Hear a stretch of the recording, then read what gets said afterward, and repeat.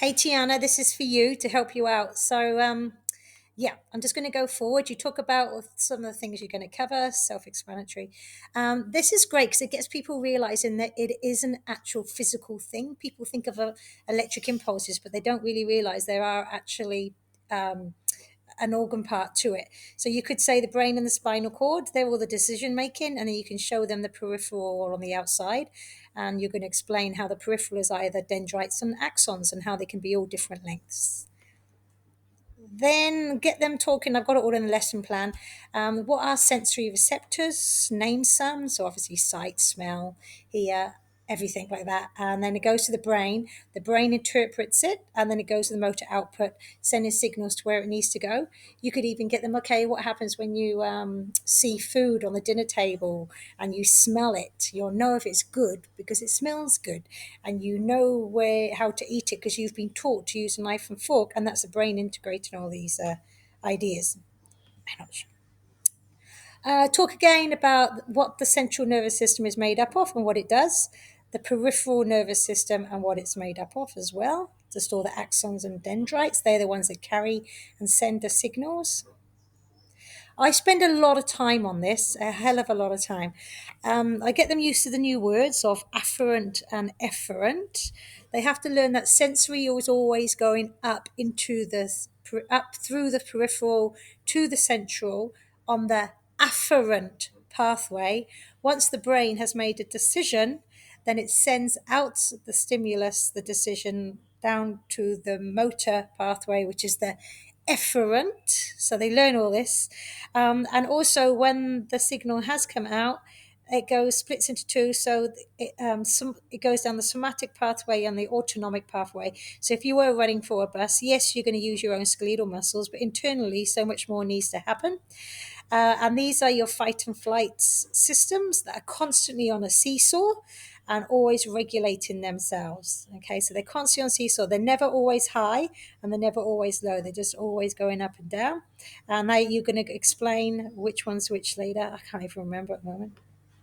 So spend a bit of time on that. This is a great YouTube clip. Now play that twice, okay, by even you watching it and then watching it. It realizes that hormones, the nervous system receives the information, but it also has to knock on the door of hormones to send signals to all the other organs in the body. So that's activating glands. So maybe get them to watch that twice so they understand it. And then they can learn about if the sympathetic nervous system or the lungs need to dilate to get more oxygen, the kidneys basically stop working because you don't really want to be peeing. Well, you do pee yourself, but no, you know what I mean. Your heart will increase because you're in running or fight or what have it. Your digestive system needs to stop working because while you're sprinting down to chase that bus or run away, you do not need to be breaking down food. And here is the opposite. Okay, so when you're in rest and digest, your lungs go back to their normal size, the kidneys stay normal, really. The heart decreases the rate and the force, and your digestive system starts working back again. So get them watching that and understanding that, a bit of a research project for them. This is the easy part, but it takes up a lot of time, which is fantastic. So the neuron is the actual cell unit of the nervous system. These neurons can be as small as the tiniest spider in the world to almost these axons and these dendrites being up to 2 foot long.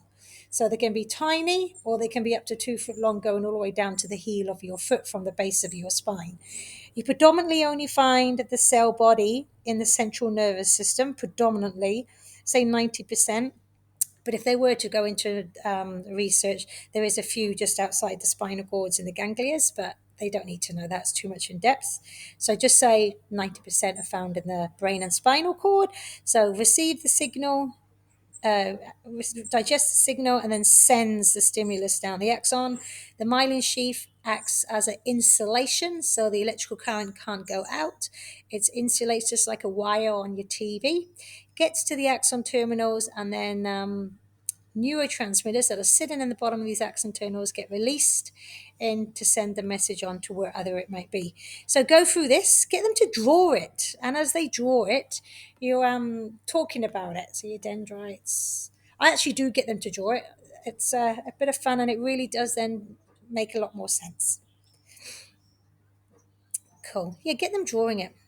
Neurogulus is a great one as well. Easy to learn, it's self explanatory. These are bodyguards for the neuron. So when the neuron dies, it very, very rarely it can reproduce itself. If it does reproduce itself, it takes so long that you're dead. They just don't. They're very, very, very, very slow. They used to say 10 years ago that they never did reproduce yourself. Now, your neuroglers are there to protect a neuron. You probably know that. And we're going to talk about 5 different types and what they do. So you can go through this and they can draw this and add this onto their picture, whether it be written or not. So these can die and come back alive, reproduce themselves, sorry. So oligodendrocyte, these are only found in the central nervous system, and it puts that myelin sheath over all the axons and dendrites that are found in the brain and spinal cord. Oligodendrocyte. So that's insulation, so the signal does not get lost. These line the spinal cord and the brain. So all that cerebral spinal fluid that's going around the brain and spinal cord, this is moving it, giving it the mobility, and cleaning it at the same time. This would detect if there was any, meningitis or anything or diseases. This little fellow is a phagocyte. He's fantastic. He's the cleaner. He will constantly go around all these neurons, destroying any harmful substances. Yeah, and he'll even eat other phagocytes that are dead.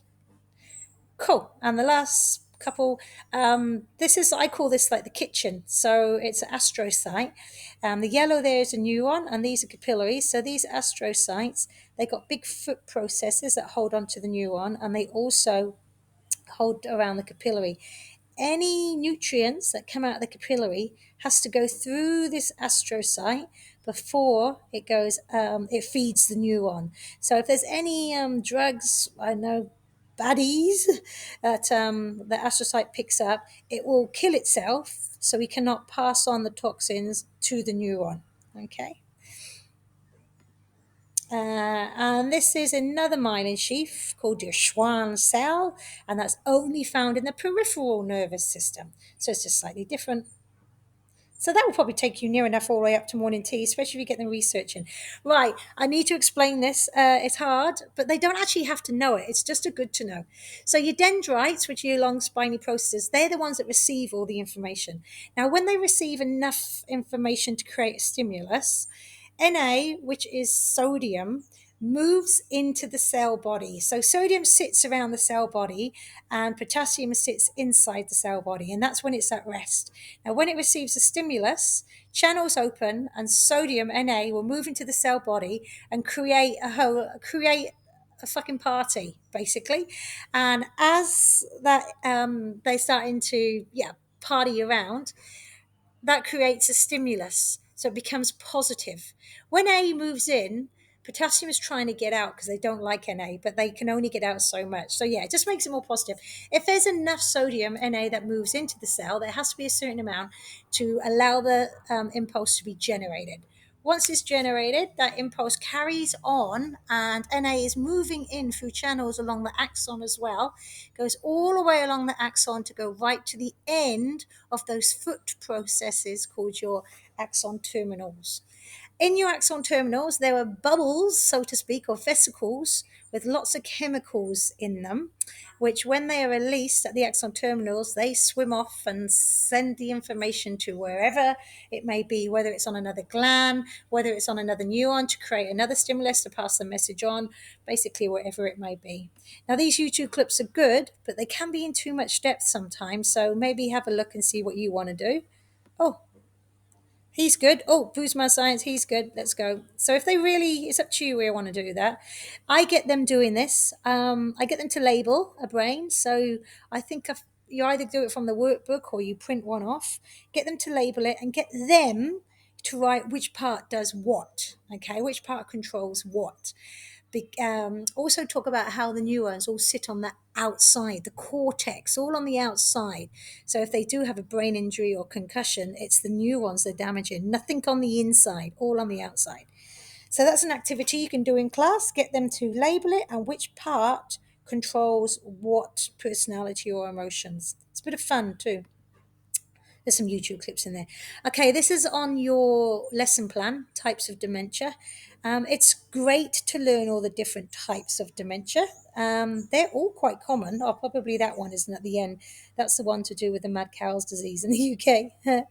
I know, but they all have the similar symptoms. But so I've got them on your lesson plan. You can print off if you want, or you get them to have a little look and to find the signs and symptoms. I have put on your lesson plan here, if you can. I'm going to get more at the moment. This is dementia, what is actually happening in the brain. And it's all about the plaques and tangles, stopping the signals in the neurons. So have a little watch of that. I'll get another one as well. There's more information on nervous system resources on our Moodle page as well. Oh, God, I hope this is all helps. Like I say, get them doing as much as you can anyway. Um, I've tried to break this down so it's different to the lesson plan. Ignore this. You do whatever you want with this. Um, but I've tried to go to each slide as much as possible. But you just ring me, mate. Even I've got a 40-minute blinking presentation they can listen to if they want to. All right, take care. I'm gutted. I'm so sorry.